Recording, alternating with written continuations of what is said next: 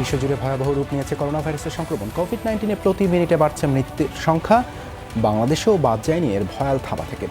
করোনার সব খবর ও আপডেট এবং পরামর্শ নিয়ে নিয়মিত থাকছে আমাদের আয়োজন করোনা আপডেট। সাথে আছে আমি দেবাশিস চন্দ্র সরকার।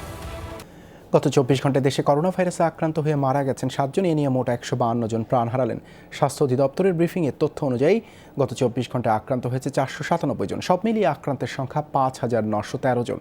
যে 7 জন মারা গেছেন তার মধ্যে 6 জন পুরুষ আর 1 জন মহিলা, যাদের 5 জনেরই অবস্থান ছিল ঢাকায়, 1 জন ঢাকার বাইরে। গত 24 ঘন্টায় সুস্থ হয়ে বাড়ি ফিরেছেন 9 জন। সব মিলিয়ে সুস্থ হয়েছেন 131 জন। এখন পর্যন্ত রাঙামাটি, খাগড়াছড়ি, নাটোর ও সাতক্ষীরা জেলায় করোনা রোগী নেই বলে জানান স্বাস্থ্য অধিদপ্তরের অতিরিক্ত মহাপরিচালক নাসিমা সুলতানা।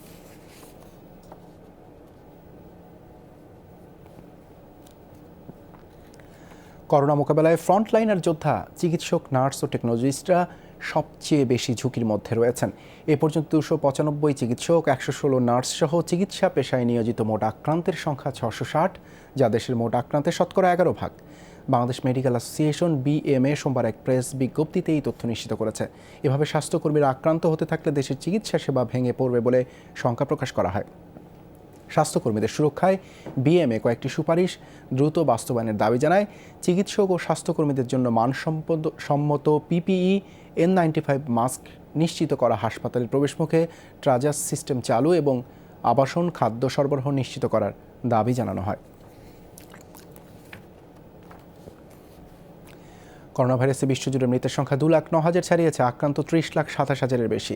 যুক্তরাষ্ট্রের নতুন করে প্রাণ গেছে 700-র বেশি মানুষের। এ নিয়ে দেশটিতে প্রাণহানি 56,000 ছাড়িয়েছে। আক্রান্ত 10 লাখের কাছাকাছি। ব্রিটেনের মৃতের সংখ্যা প্রায় 21,000। আক্রান্ত 1.5 লাখের বেশি। অন্যদিকে স্পেনে নতুন করে প্রাণ গেছে 331 জনের। এ নিয়ে দেশটিতে মৃতের সংখ্যা 23,000 ছাড়ালো। আক্রান্ত 2,30,000। ইউরোপের অপর দেশ ইতালিতে নতুন করে প্রাণ গেছে 333 জনের।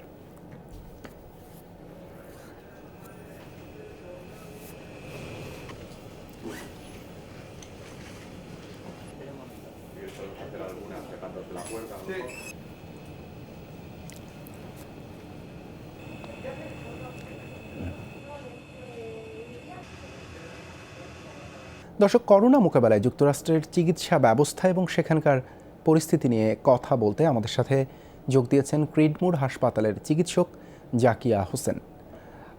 জাকিয়া হোসেন, আপনাকে স্বাগত। শুরুতেই জানতে চাইব যে যুক্তরাষ্ট্রে আক্রান্ত এবং প্রাণহানি বাড়ছেই, এই পরিস্থিতিতে আপনারা কিভাবে সেখানে দায়িত্ব পালন করছেন বা কী ধরনের প্রতিকূলতার মুখোমুখি হচ্ছেন? অ্যাকচুয়ালি কোভিড-19 একটি প্যান্ডেমিক যেটা পুরো বিশ্বকে তছনছ করে দিয়েছে। একজন চিকিৎসক এবং ফ্রন্টলাইন ওয়ার্কার হিসাবে আমরা সবাই একসাথে কাজ করে এই প্যান্ডেমিককে জয় করতে হবে এবং আমরা জয় করবই।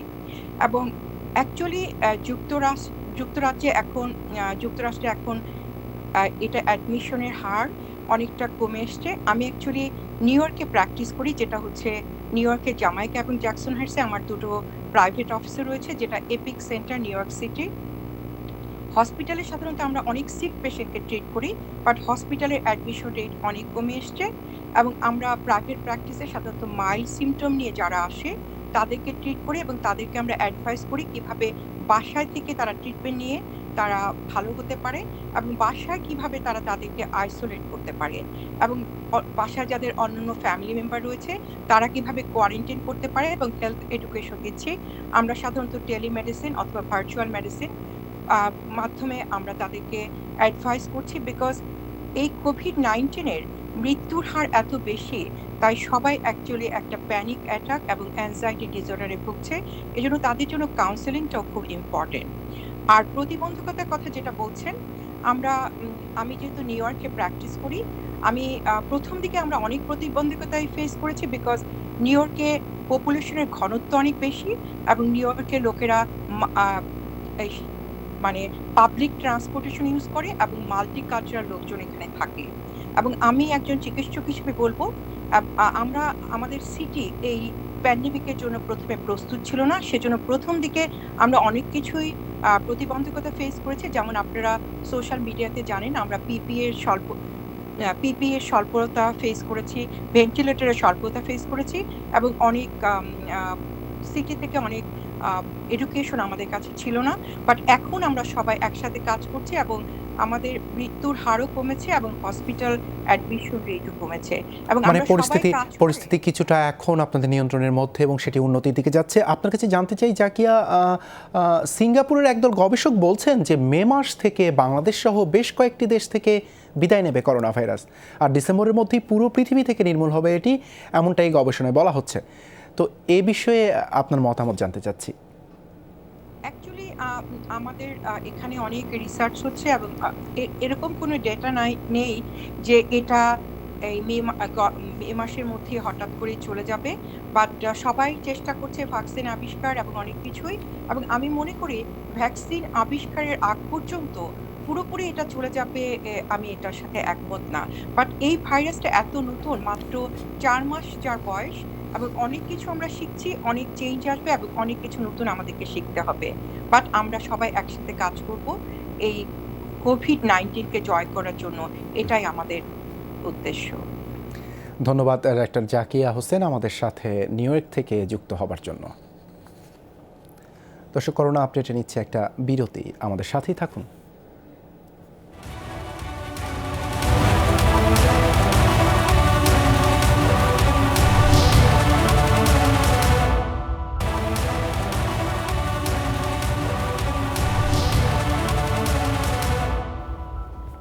আপনারা দেখছেন করোনা আপডেট।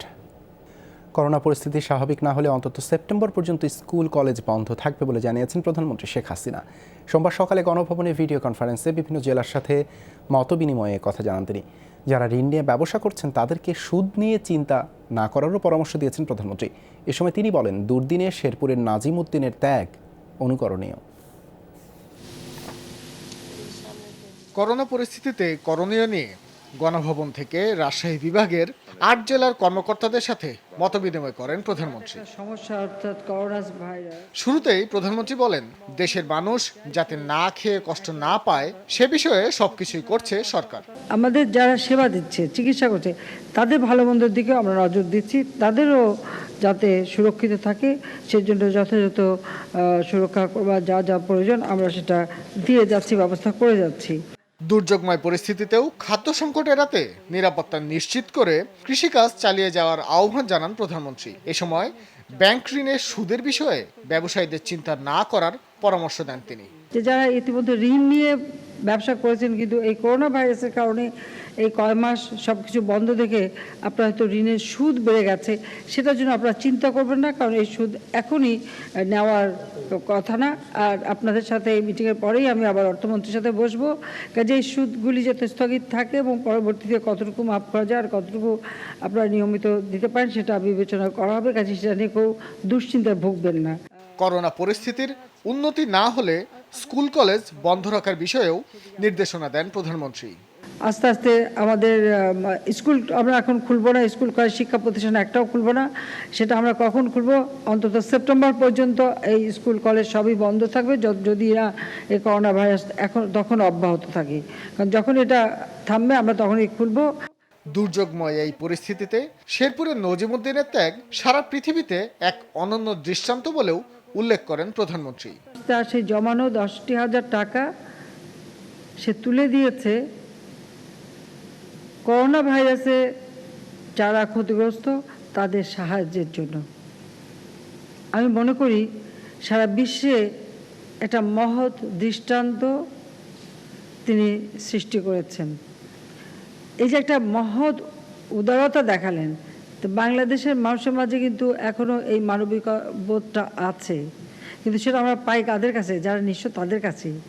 অনেক সময় দেখি যে অনেক বিত্তশালীরা হাউতাজ করেই বেড়ায়, কিন্তু তাদের নাই অভ্যাসটা যায় না। পর্যায়ক্রমে দেশের সকল জেলাতেই আইসিইউ এর ব্যবস্থা করা হবে বলে জানান প্রধানমন্ত্রী। তো সবাই মিলে আমরা এই অবস্থার থেকে মুক্তি পাবো ইনশাল্লাহ। ভাস্কর ভাদুরী, যমুনা নিউজ, ঢাকা। বিশ্ব স্বাস্থ্য সংস্থার নিয়ম মেনে আসলেই গণস্বাস্থ্য কেন্দ্রে করোনা শনাক্তের কিট নিবে সরকার, একথা জানিয়েছেন ঔষধ প্রশাসন অধিদপ্তরের মহাপরিচালক।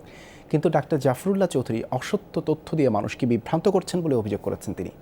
সংস্থাটির মহাপরিচালকের দাবি, সরকার শুরু থেকেই গণস্বাস্থ্য কেন্দ্রকে সহযোগিতা করছে, কিন্তু তারা কোনোভাবেই পরীক্ষাধীন কিট অন্য কোনো সংস্থাকে হস্তান্তর করতে পারে না।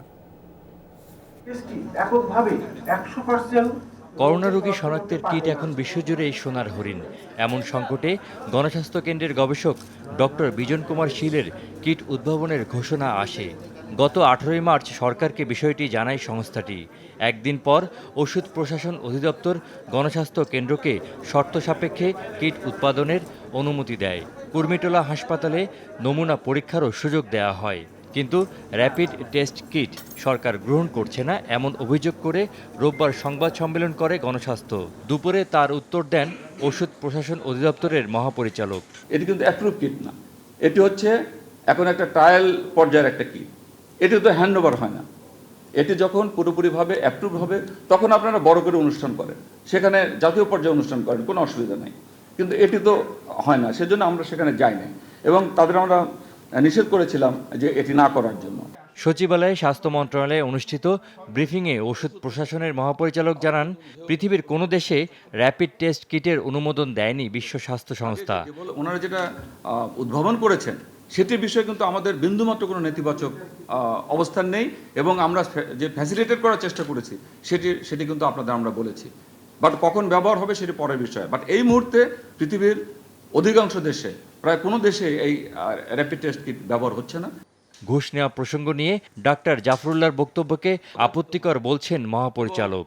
অসত্য তথ্য উপস্থাপন করে মানুষকে তথা প্রতিষ্ঠানকে হেয় প্রতিপন্ন করার প্রচেষ্টা চালানো হয়, সেটি অত্যন্ত দুঃখজনক এবং এটি আমি প্রত্যাখ্যান করছি।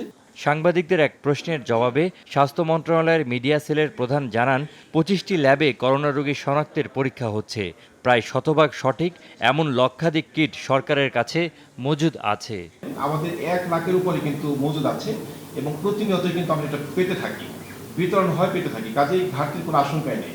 অনুমোদনের অংশ হিসেবে ভাইরোলজিস্টরা র্যাপিড টেস্ট কিট উৎপাদনের কারখানা 2 দফা পরিদর্শন করেন। সেজন্য ওষুধ প্রশাসন অধিদপ্তরের প্রতি কৃতজ্ঞতা জানিয়েও চিঠি দেয় গণস্বাস্থ্য কেন্দ্র। বিশ্ব স্বাস্থ্য সংস্থার গাইডলাইন মেনে কিট উৎপাদনে সফল হলে সরকারি গণস্বাস্থ্য কেন্দ্রকে স্বাগত জানাবে। নাজমুল হোসেন, যমুনা নিউজ, ঢাকা। জ্বর ও শ্বাসকষ্ট নিয়ে বরগুনায় এক যুবকের মৃত্যু হয়েছে। বরগুনার সিভিল সার্জন জানান, গেল 3 দিন ধরেই জ্বর আক্রান্ত ওই যুবক বাড়িতে চিকিৎসা নিচ্ছিলেন। শ্বাসকষ্ট শুরু হলে সোমবার সকালে মারা যায়। খবর পেয়ে তার নমুনা সংগ্রহ করেছে স্বাস্থ্য বিভাগের কর্মীরা। করোনা সংক্রমণের বিধি অনুযায়ী তার দাফন সম্পন্ন হওয়ার কথাও বলেন সিভিল সার্জন। এর আগে রোববার রাতে একই ধরনের উপসর্গ নিয়ে মারা যায় এক বৃদ্ধ। তবে কাউকে না জানিয়ে রাতের আধারেই তার দাফন করেন স্বজনরা।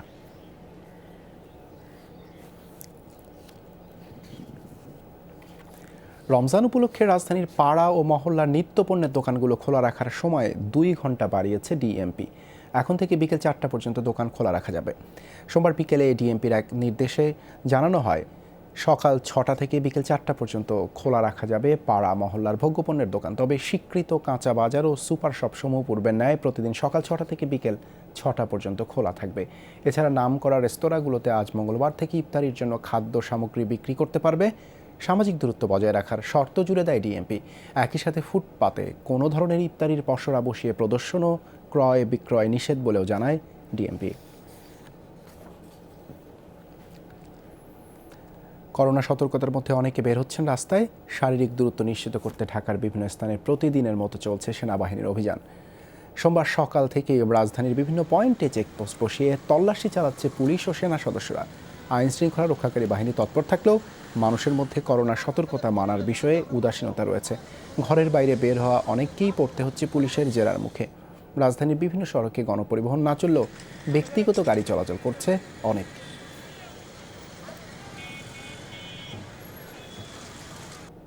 পেটের দায় বাইরে রয়েছে, কী করুন, কতদিন বসে থাকবো ঘরে এইভাবে? আমাদের তো পেট চালাইতে হইব, খাইতে হইব। আমি ব্যাংকে আসছি জরুরি কাজের জন্য। নিরুপায় আমরা ছোটোখাটো বিজনেস করে খাই। এই মুহূর্তে না পারে তাহলে আমাদের ব্যাংক থেকে লক্ষ লক্ষ টাকা কোটি কোটি লোন নিয়েছে, এই লোনের টাকা কোথেকে পরিশোধ করবো? প্রাইভেট রিক্সার সংখ্যা অনেক বেশি। আমরা মানুষকে বোঝানোর মাধ্যমে ঘরে রাখার চেষ্টা করছি অনেক, তারপরে তো কেউ শোনে আবার কেউ শোনে না। আসলে আমরা নিজেরা সচেতন না হলে তো সম্ভব না এভাবে। পাবনার ঈশ্বরদীতে সরকার নির্ধারিত বয়স্ক ভাতা দেওয়ার সময় মানা হয়নি কোনো শারীরিক দূরত্ব। করোনা পরীক্ষার জন্য নমুনার স্তূপ জমেছে চট্টগ্রামের ল্যাবে। শনাক্ত করার জন্য চট্টগ্রাম বিভাগের 6টি জেলাকে নির্ভর করতে হচ্ছে মাত্র 2টি ল্যাবের উপর। ইতিমধ্যে জমেছে 1000-এর বেশি নমুনার স্তূপ। সংগ্রহ করার 5-6 দিন পর হচ্ছে নমুনা পরীক্ষা। ফলে সঠিক ফলাফল নিয়েও সন্দিহান বিশেষজ্ঞরা। চট্টগ্রামের ফৌজদারহাটের বিআইটিআইডি এবং ভেটেরিনারি ও অ্যানিমেল সায়েন্সেস বিশ্ববিদ্যালয়ে চলছে কোভিড-19 রোগ শনাক্তকরণ পরীক্ষা। চট্টগ্রাম, নোয়াখালী, ফেনী, লক্ষ্মীপুর, রাঙ্গামাটি ও খাগড়াছড়ি এই 6টি জেলার নমুনা পরীক্ষা হচ্ছে পরীক্ষাগারে। আপাতত 2টি ল্যাবে দিনে 300 নমুনা পরীক্ষা সম্ভব, যদিও গড়ে পরীক্ষা হচ্ছে 230টি। বিআইটিআইডিতে এখনো সংরক্ষিত 1000-এরও বেশি পুরনো নমুনা, সাথে প্রতিদিন যোগ হচ্ছে অন্তত 200 নতুন স্যাম্পল। যথাযথ পদ্ধতি অনুসরণ না হলে পুরনো নমুনার পরীক্ষায় ফলাফল হেরফের হতে পারে বলে শঙ্কা চিকিৎসকদের। স্যাম্পল যিনি কালেকশন করছেন তার এফিকেসি নিয়ে কিছুটা সন্দেহ অনেকেই করছেন। নর্মাল স্যালাইনে করে এখানে নিয়ে আসছি, সেটা কতটুকু আমরা মেনটেন করতে পারছি। তৃতীয়ত, যে ট্রান্সপোর্টেশনে এখানে আনা হচ্ছে সেটা ঠিক ছিল কিনা। চতুর্থ ধাপে আমরা যখন ল্যাবরেটরিতে পৌঁছে গেলাম তখন সেটি সঠিক সময়ের মধ্যে সেটি প্রসেসিং করে রাখা হয়েছে কিনা। বায়োলজিস্টরা বলছেন 5-7 দিনের পুরনো নমুনা পরীক্ষা করে পজিটিভ রিপোর্ট পাওয়া যাচ্ছে কম। হুয়ের যে গাইডলাইন আছে সেখানে বলা আছে যে -80 ডিগ্রিতে যদি এটা স্টোর করা যায় তাহলে 3 দিন পর্যন্ত রাখা যেতে পারে। এই অবস্থায় পরীক্ষাগার বাড়ানোর তাগিদ বিশেষজ্ঞদের। চট্টগ্রামে কোভিড-19 টেস্টের সংখ্যা বাড়ানো উচিত। বেশ কয়েকটি ডায়াগনস্টিক সেন্টার আছে, যেমন ম্যাক্স, সিএসসিআর, সেব্রন, এগুলোর পিসিআর টেস্ট হয়। এই ল্যাবগুলো ব্যবহার করা যেতে পারে। নমুনা জট নিরসনে চট্টগ্রামে আরও কয়েকটি ল্যাব প্রতিষ্ঠার চিন্তা করছে কর্তৃপক্ষ। চট্টগ্রাম মেডিকেল কলেজ যুক্ত হয় আমাদের সমস্যা তেমন থাকবে না। এছাড়াও সরকারের চিন্তাভাবনা আছে প্রাইভেটে, আপনারা জানেন প্রায় 4টি ক্লিনিকে আমাদের এখানে কিন্তু বড় বড় ক্লিনিকগুলোতে আমাদের পিসিআর মেশিন আছে, তাদের সক্ষমতা যাচাই করা হচ্ছে। অর্থাৎ বায়োসেফটি। শিহাব জিশান, যমুনা নিউজ, চট্টগ্রাম। ভ্রমণ যাতে না হয়। 24 জন করোনা রোগী শনাক্তের পর শেরপুর থেকে 530 জনের নমুনা পাঠানো হয় বিভাগীয় পিসিআর ল্যাবে। কিন্তু ময়মনসিংহ মেডিকেলে নমুনা জটের কারণে 6 দিন ধরে পড়ে আছে 170টি স্যাম্পল। এই অবস্থায় সন্দেহভাজনরা কতটা হোম কোয়ারেন্টাইনে আছেন তা নিয়ে উদ্বেগ উৎকণ্ঠায় স্থানীয়রা। শেরপুরে করোনা রোগী শনাক্ত হয় 5 এপ্রিল। তারপর থেকে কয়েক ধাপে নমুনা পরীক্ষার জন্য পাঠানো হয় ময়মনসিংহ মেডিকেল কলেজের মাইক্রোবায়োলজি বিভাগে। কিন্তু এক সপ্তাহেও 170টি নমুনার ফলাফল আসেনি ল্যাব থেকে। এ নিয়ে ক্ষোভ ছড়িয়েছে সামাজিক মাধ্যমে। ফলাফলের অপেক্ষায় থাকা 170 জন রোগী কতটা হোম কোয়ারেন্টাইন মানছে তা নিয়ে প্রশ্ন উঠেছে। 170টা নমুনা মানে 170 জন পরিবার এখন পর্যন্ত শেরপুর শহরে ঘুরে বেড়াচ্ছে। এদের দ্বারা যদি কোনো সংক্রমিত হয় এর দায়িত্ব কে নেবে? যদি রোগী আরো কি না হয়, পরীক্ষা না হয়, তাহলে তো রোগী ছড়াবে রোগটা। সবাই পরিবারের সাথে মিশছে, সমাজের সাথে মিশছে, প্রত্যেকের সাথে মিশছে, বিভিন্ন বাজার ঘাটে গিয়ে বাজার করতেছে। তো এটা আমাদের জন্য অতি আতঙ্কের বিষয়। সিভিল সার্জন বলছেন বিভাগের বিভিন্ন জেলা থেকে নমুনা পাঠানো হয় ময়মনসিংহ মেডিকেলে। ল্যাবে কাজের চাপ বেড়ে যাওয়ায় রিপোর্ট হাতে পেতে কিছুটা দেরি হচ্ছে। ময়মনসিংহ মেডিকেল কলেজ হাসপাতাল সংক্রমিত হওয়া এবং জামালপুর সদর হাসপাতাল সংক্রমিত হওয়ার জন্য এই দুটো প্রতিষ্ঠান থেকে প্রচুর স্যাম্পল যাচ্ছে, যার ফলে ওই স্যাম্পলগুলি শুধু পরীক্ষা করা হচ্ছে। যে স্যাম্পলগুলো সাসপেক্টেড কেস হিসাবে আমরা গ্রহণ করেছি সেই পেশেন্টগুলোকে আমরা বলেছি যে স্যাম্পল রিপোর্ট না পাওয়া পর্যন্ত তারা আইসোলেশন কোয়ারেন্টাইনে থাকবে। এই অবস্থায় দাবি উঠেছে জেলায় পিসিআর ল্যাব স্থাপনের। হসপিটালে যেন একটা পিসিআর ল্যাব স্থাপন করা হয়, যেহেতু একটা নতুন ভবন হয়েছে, এখানে একটা পিসিআর স্থাপন হলে আমাদের শেরপুর সহ আশপাশে যে রাজীবপুর, বক্সিগঞ্জ এই এলাকার লোকজন উপকৃত। প্রত্যন্ত এলাকাতে করোনায় আক্রান্ত রোগী পাওয়া যাচ্ছে এবং চরাঞ্চলে সীমান্তবর্তী এলাকাতে। শেরপুর থেকে এখন পর্যন্ত 530 জনের নমুনা পাঠানো হয়েছে বিভাগীয় পিসিআর ল্যাবে। শেষ ধাপের 170 জনের পাঠানো ফলাফলের অপেক্ষায় সিভিল সার্জন অফিস। আমিন বাবু, যমুনা নিউজ। করোনা মহামারীর মধ্যে ব্যাহত হচ্ছে সরকারি টিকা প্রদান কার্যক্রম। এ নিয়ে আতঙ্কিত বেশিরভাগ অভিভাবক। তবে স্বাস্থ্য অধিদপ্তর বলছে করোনার মধ্যেও বিভিন্ন রোগের 60 টিকাদান কার্যক্রম অব্যাহত আছে। বাদ পড়াদের তালিকা ধরে পরবর্তী সময়ে টিকা দেয়া হবে। এতে কার্যকারিতায় কোনো হেরফের হবে না। শাকিল হাসানের বিশেষ রিপোর্ট। 70-এর দশক থেকে দেশে শুরু হওয়া টিকাদান কর্মসূচি ব্যাপক মাত্রা লাভ করে 90-এর দশকে। এখন বাংলাদেশে জন্ম নেওয়া শিশুদের সরকারিভাবে 10টি রোগের টিকা দেয়া হয়ে থাকে। এতে কমেছে শিশু মৃত্যু হার, প্রায় নির্মূল হয়েছে একসময় মহামারী হিসাবে আবির্ভূত অনেক রোগ। স্বাভাবিক এই কার্যক্রমে ছন্দপতন ঘটিয়েছে করোনার প্রকোপ। বিশেষ করে লকডাউন এলাকায় বা প্রত্যন্ত অঞ্চলে টিকা সরবরাহ ব্যাহত হচ্ছে। অভিভাবকরা ভয় পাচ্ছেন বাচ্চাকে হাসপাতালে নিতে, ফলে অনেক নবজাতককে টিকা দেয়া সম্ভব হচ্ছে না। টিকাদান কেন্দ্রগুলো বন্ধ থাকার কারণে আমাদের বাচ্চার যে মাসিক টিকাগুলো সেগুলো আমরা দিতে পারছি না। যদি সম্ভব হয় মা এবং শিশুদের জন্য পৃথক টিকা দেওয়ার জন্য নিরাপদ একটা জায়গা যদি নির্দিষ্ট করে রাখা যায়, এরকম কিছু পদক্ষেপ আমরা প্রত্যাশা করছি। জন্মের পর থেকে 15 মাস বয়স পর্যন্ত 10 ধরনের রোগের টিকা দেয়া হয় নবজাতকদের। জন্মের পরে যক্ষ্মা রোগের টিকা BCG, 6 সপ্তাহের পর থেকে ডিপথেরিয়া, হুপিং কাশি, হেপাটাইটিস বি টিকা দেয়া হয়। 6 সপ্তাহের পর নিউমোক্কাল নিউমোনিয়া ও পোলিওমাইলাইটিস রোগের ভ্যাকসিন দেয়া হয়। 9 মাসের পর হাম ও রুবেলা এবং 15 মাসের পর দেয়া হয় দ্বিতীয় দফায় হামের টিকা। স্বাভাবিক সময়ে দেশে টিকাদানের এই হার 95% হলেও করোনাকালে তা নেমে এসেছে 60 ভাগে।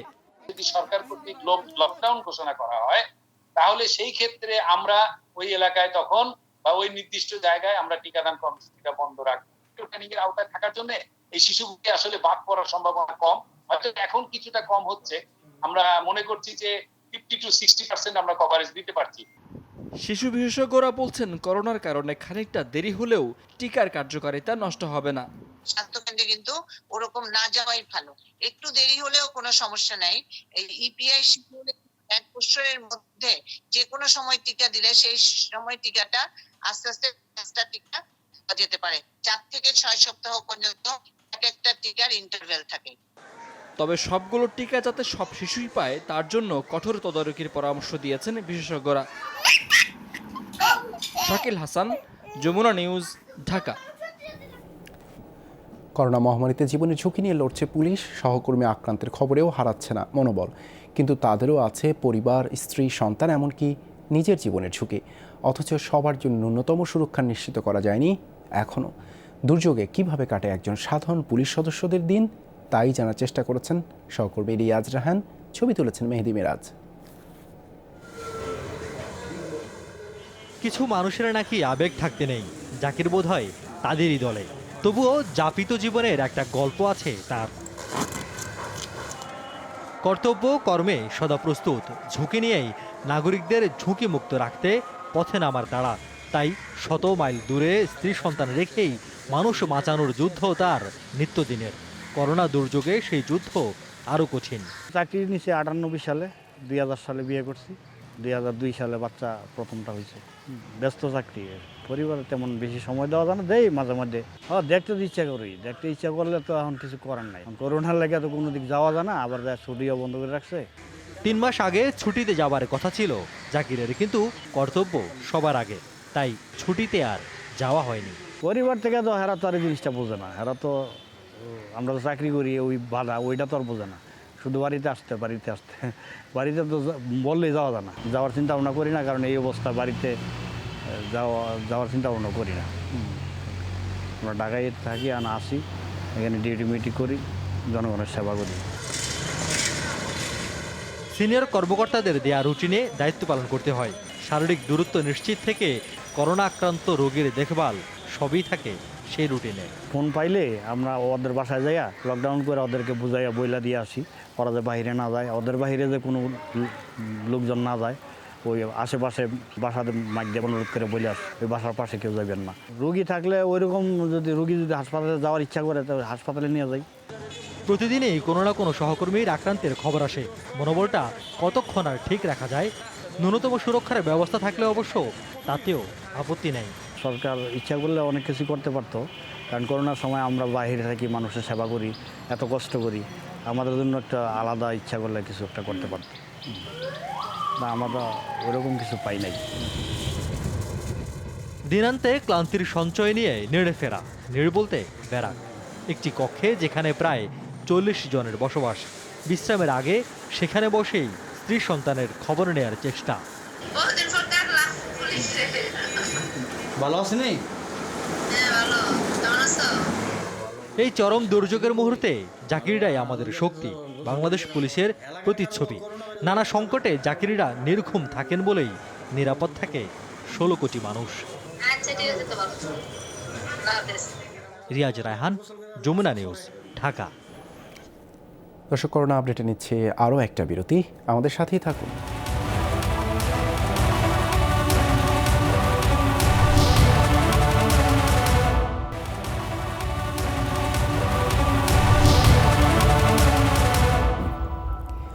দর্শক, স্বাগত আরেকবার। আপনারা দেখছেন করোনা আপডেট। প্রাণহানি ও নতুন সংক্রমণ কমে আসে, লকডাউন শিথিলের পরিকল্পনা নিয়েছে। করোনায় দ্বিতীয় সর্বোচ্চ মৃত্যু দেখা দেশ ইতালি। 7 সপ্তাহের বেশি সময় লকডাউনের পর ধাপে ধাপে স্বাভাবিক জীবনযাত্রায় ফেরার সিদ্ধান্ত নিয়েছে দেশটি। পরিকল্পনা অনুসারে 4 মে থেকেই খুলবে কলকারখানা, 18 মে খুলবে দোকানপাট। তবে সেপ্টেম্বরের আগে খুলছে না স্কুল। সুরক্ষা নিশ্চিত করে পশ্চিমা আরও কয়েকটি দেশে শিথিল হচ্ছে কড়াকড়ি। দীর্ঘ 6 সপ্তাহ পর ঘরের বাইরে পা রাখার সুযোগ, মুক্তির এই আনন্দ যেন অনেকটা আকাশে পাখা মেলে ওড়ার মতোই। করোনার বিস্তার রোধে স্পেনে 12 মার্চ থেকে চলা কঠোর লকডাউন শিথিল হয় রোববার। দিনে সর্বোচ্চ 1 ঘন্টার জন্য এবং আরও নানা শর্তে বাড়ির বাইরে পা রাখার অনুমতি পেয়েছে শিশুরা। তবে জরুরি অবস্থা আর অন্যান্য বিধিনিষেধ এখনই উঠছে না। ঘরবন্দি জীবন আর মেনে নিতে পারছিলাম না। বড়রা তো তাও বুঝি, সন্তানদের নিয়ে বের হওয়া খুব দরকার হয়ে পড়েছিল। তবে সাবধানতায় কোনো ছাড় দিচ্ছি না, সরকারের সব নির্দেশ মেনে চলছে। কোভিড-19 ইউরোপে সবচেয়ে বেশি মৃত্যু দেখা ইতালিতেও সংক্রমণ ও মৃত্যুর গ্রাফ এখন বেশ নিম্নমুখী। তাই ধাপে ধাপে লকডাউন শিথিলের প্রস্তুতি নিচ্ছে রোমও। 4 মে থেকে শুরু হবে এই প্রক্রিয়া। সেপ্টেম্বরে স্কুল খোলার মাধ্যমে জীবনযাত্রা পুরো স্বাভাবিক করার পরিকল্পনা সরকারের। কঠোরভাবে নিরাপত্তা নির্দেশনা মেনে 4 মে থেকে উৎপাদন খাত এবং পাইকারি বাজার সচল হবে। খুচরা ব্যবসা সচল হবে 18 মে থেকে। খেলাধুলার প্রস্তুতিও শুরু হবে পুরোদমে। 1 জুন থেকে এ পরিসর আরও বাড়বে। ঝুঁকি এড়াতে পুরো সময়ে সার্বিক পরিস্থিতি পর্যবেক্ষণ করা হবে। অর্থনীতি গতিশীল করতে যুক্তরাষ্ট্রেও কিছু রাজ্যে শিথিল হয়েছে লকডাউন। সীমিত পরিসরে কর্মতৎপরতা শুরু হয়েছে জর্জিয়া, ওকলাহোমা, আলাস্কা আর সাউথ ক্যারোলাইনায়। কলোরাডো, মিসিসিপি, মিনেসোটাও পরিকল্পনা করছে কড়াকড়ি শিথিলের। যদিও আরও অন্তত 6 মাস শারীরিক দূরত্ব মেনে চলার পরামর্শ দিচ্ছেন বিশেষজ্ঞরা। বেশ কিছু গবেষণায় দেখা গেছে, সরাসরি সূর্যের আলোতে ভাইরাসটি কার্যক্ষমতা হারায়। তাই এর বিস্তার কমে গেলেও গ্রীষ্ম শেষ হওয়ার আগ পর্যন্ত শারীরিক দূরত্বের বিধিনিষেধ মেনে চলা দরকার। যেখানেই যাব মাস্ক পরব, পরস্পরের ঘনিষ্ঠ সংস্পর্শ এড়িয়ে চলব। মক্কা ও মদিনা ছাড়া সৌদি আরবের অন্যান্য রাজ্যে দিনের বেলা 8 ঘন্টার জন্য শিথিল করা হয়েছে কারফিউ। করোনামুক্ত এলাকাগুলোতে লকডাউন শিথিলের ব্যবস্থা নিয়েছে ইরানও। নুজহাত কামাল, যমুনা নিউজ। করোনা ভাইরাসে যখন অনিয়ন্ত্রিত প্রাণহানি বিস্তার, সে সময় বেফাঁস মন্তব্যের কারণে সমালোচনায় বিভিন্ন রাজনীতিক। কোভিড-19কে চীনের ষড়যন্ত্র আখ্যা দিয়ে ঝড় তুলেছেন ডোনাল্ড ট্রাম্প, বাতলে দিচ্ছেন নানা টোটকাও। অন্যদিকে করোনার অস্তিত্ব অস্বীকার করে জনগণকে কাজে নামতে উৎসাহিত করছেন ব্রাজিল ও মেক্সিকোর রাষ্ট্রপ্রধানরা।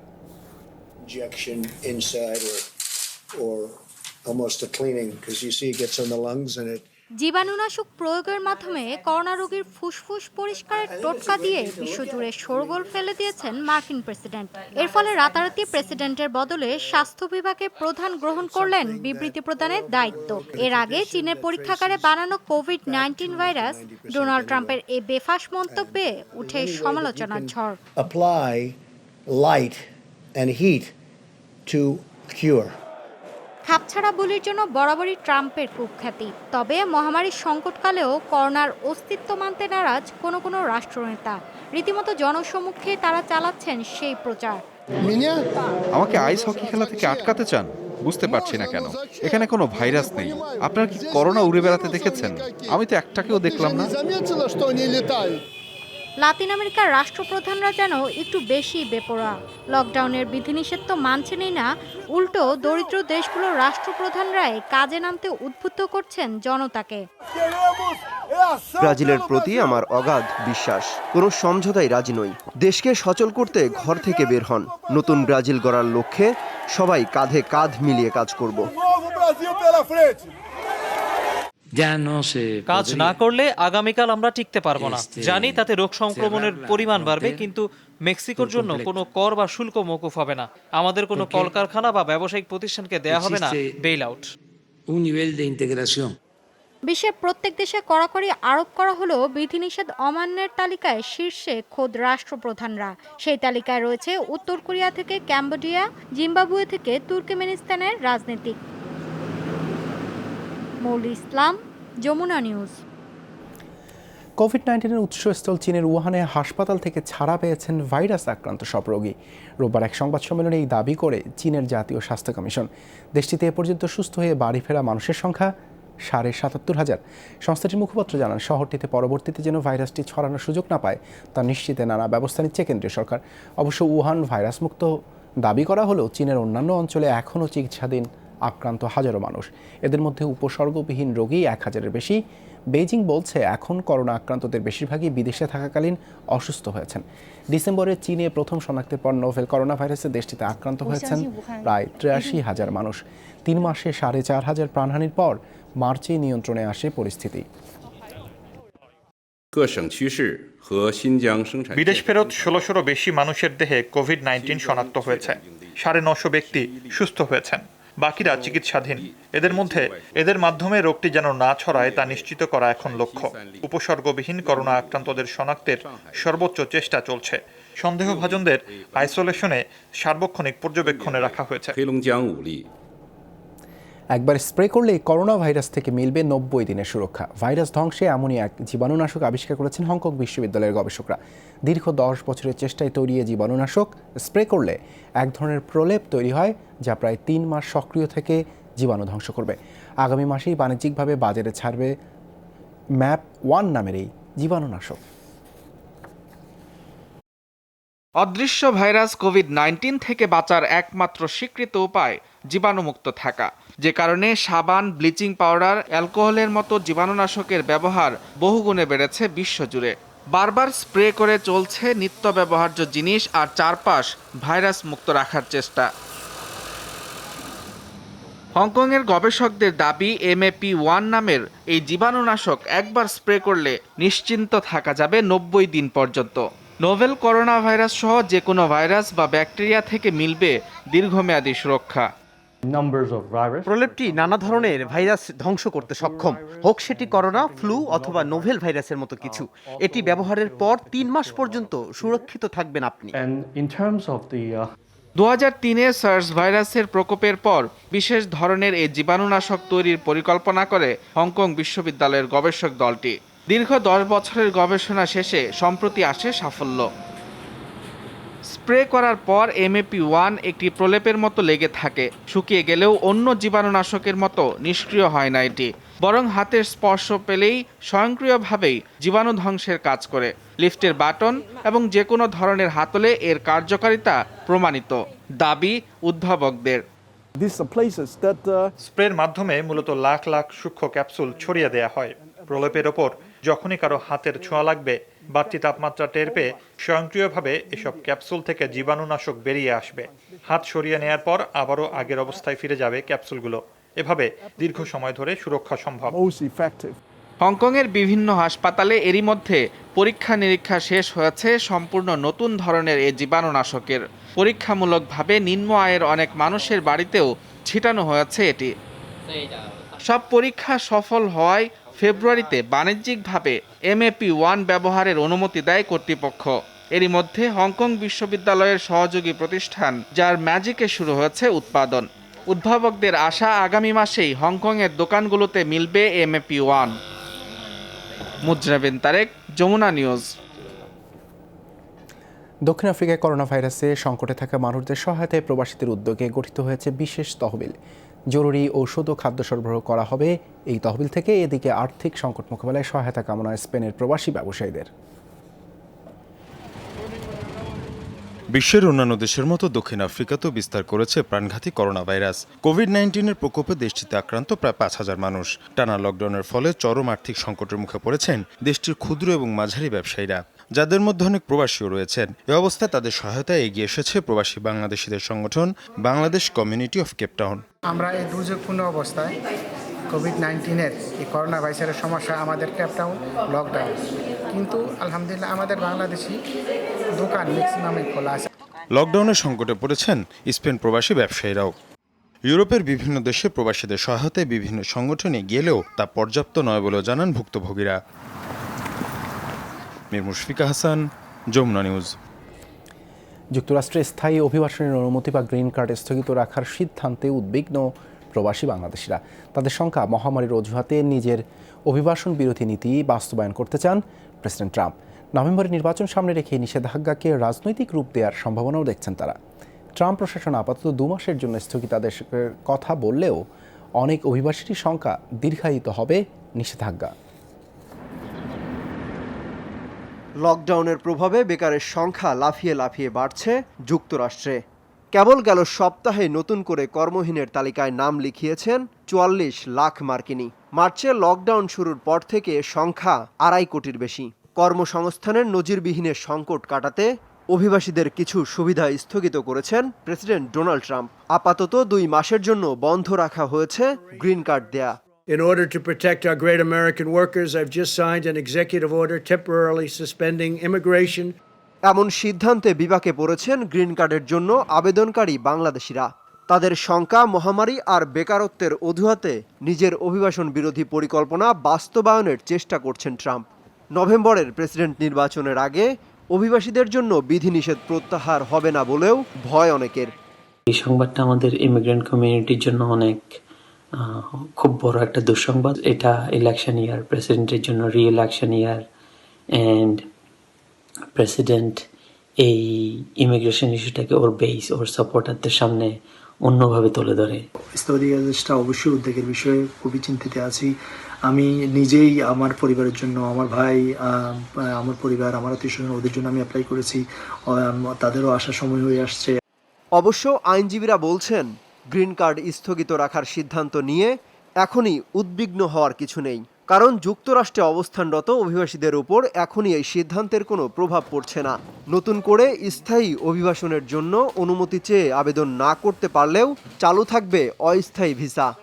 সিটিজেনদের স্বামী স্ত্রী এবং ছেলেমেয়েরা আসা যাওয়া করতে পারবে, তাদের গ্রিন কার্ড প্রসেসিং হবে এবং যুক্তরাষ্ট্রে যারা অ্যাসাইলাম সহ অ্যাডজাস্টমেন্ট অফ স্ট্যাটাস ফাইল করেছেন তাদের ক্ষেত্রে এই অধ্যাদেশ বা এই অর্ডার কার্যকরী হবে না।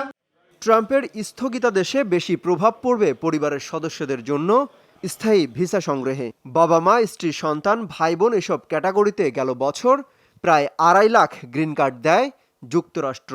সব মিলিয়ে বছরে গ্রিন কার্ড পান 10 লাখের মতো মানুষ। অমিত হাসান, রবিন, যমুনা নিউজ। এই ছিল করোনা আপডেটে। এতক্ষণ সাথে থাকার জন্য সবাইকে ধন্যবাদ।